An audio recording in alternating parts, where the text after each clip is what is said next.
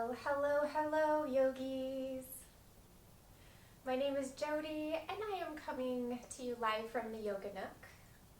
Welcome to this short session on going upside down in your yoga practice.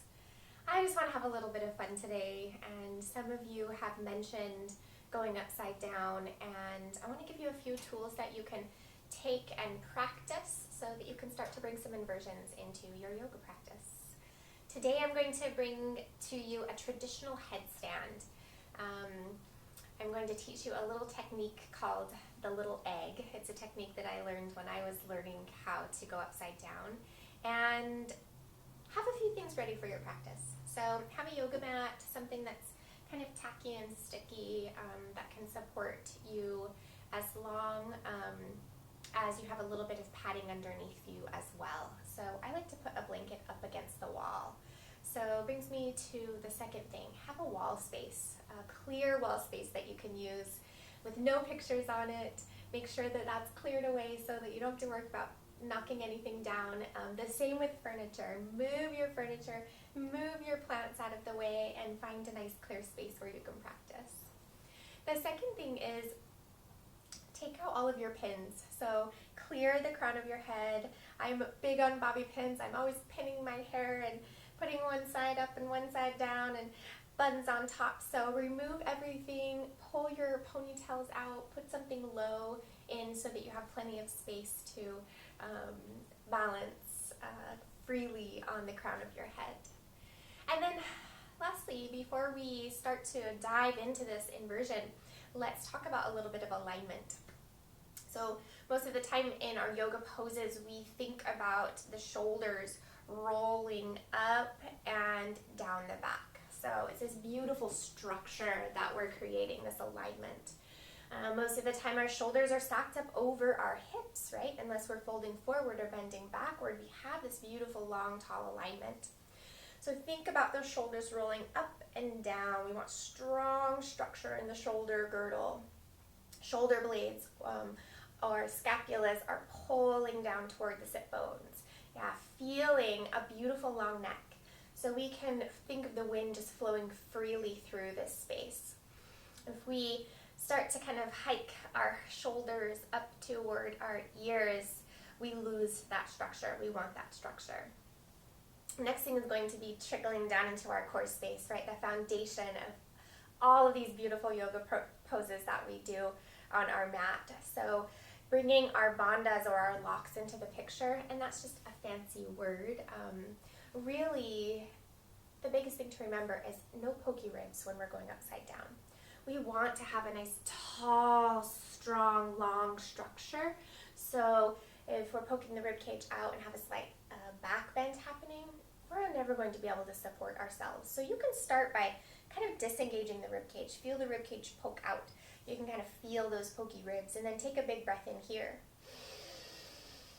And as you exhale, hug the rib cage together, just like you're knitting the rib cage together. So it's almost like someone is pulling a corset around your waist really nice and tight, right?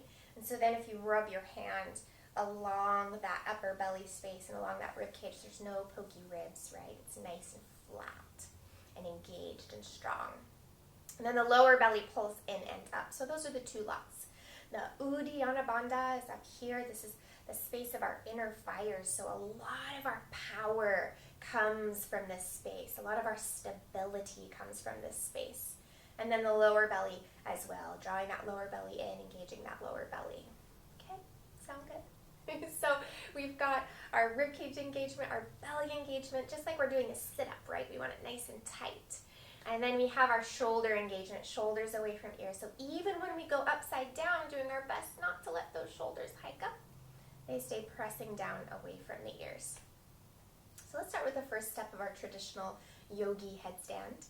We're going to place the hands behind the crown of the head and clasp the hands. So it's like I'm creating a little basket for the head. And I'm going to start doing the headstand in the middle of the room so you can kind of see the placement from the side. And then I'll take it up against the wall so you can see it up against the wall. Then we're going to make a triangle with our elbows and the crown of our head. So if I tip my body down just a little bit, you can see that the crown of my head and my elbows make this nice triangle.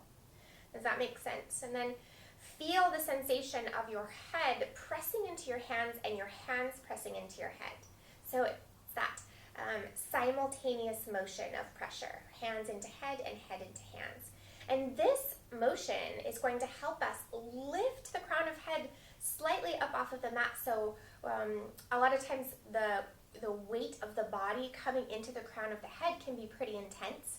And so this structure is pretty brilliant, actually. It helps us to lift the crown of head a little bit up off the mat so that most of the pressure is in our forearms. Slight pressure in the crown of head, but most of it is here. Does that make sense? Perfect. So simultaneous pressure of head into hands. Lots of space between shoulders and ears. So shoulder blades hug down the back. Rib cage is engaged. Core is tight, just like you're doing a sit-up. That's how tight it should be. Right? Let's take this down to our mat. So simply bringing the crown of head down to mat, pressing the forearms into the mat, and pressing the hands into the head and the head into the hands. So really finding that strong cradle. And then from here, we'll tuck our toes and we'll lift our tail up to sky and begin to stack the seat up over the shoulders. Beautiful. Next step is to hug one heel in toward your seat. So make sure all of those alignment cues are in play here, and then one heel draws into the seat, and then maybe you switch heels. And maybe today this is where you land and where you pause, and keep lifting by pressing the forearms into the mat. Maybe that other leg comes up and you curl into that tight little ball, your little egg pose. This is the first step of going upside down. Excellent. And then the toes come down, and then the knees come down, and we slowly restack the shoulders. Slowly is the key, right? So getting the blood back where it needs to be. How did that go for you? Excellent. So let's take this up against the wall, and I can show you how the wall can be such a beautiful tool for practicing these inversions. Always setting yourself up for success by applying the alignment cues before we go there, before we lift the feet. So forgive me for turning around. It's not the most flattering on camera, but same ideas apply here. I have a nice soft blanket here, so I'm going to press my forearms into that blanket, my crown of head into that blanket, and then start by coming up into that little egg, and I'll show you how you can use the wall to pop up. So I'm cradling the back of my head, so my palms are really pressing into the back of my head to support it, while my forearms press down into the mat and my shoulders press up toward my tail. And then maybe one heel comes in, squeezing it in. You can take a little hop, boop, and press the toes into the wall. Then maybe the other knee bends, coming into that little egg. Nice. You can squeeze it in, squeeze the knees in toward the belly to find a little balance here in your little egg. Or you can start to straighten out your legs one at a time. And I know you can't see my feet or my legs on the camera, but it's a good indication of where we need to be. Now, I'm going to show you what happens when I let go of my tummy or my core. So if I start to splay my rib cage open and arch my back, that's when I'm going to lose my headstand. So rather, I squeeze my rib cage together. I press the balls of my feet up toward the sky, press my forearms into the mat, my head into the backs of my hands, and my hands into my head, and I keep breathing through the pose, right? Don't forget your breath.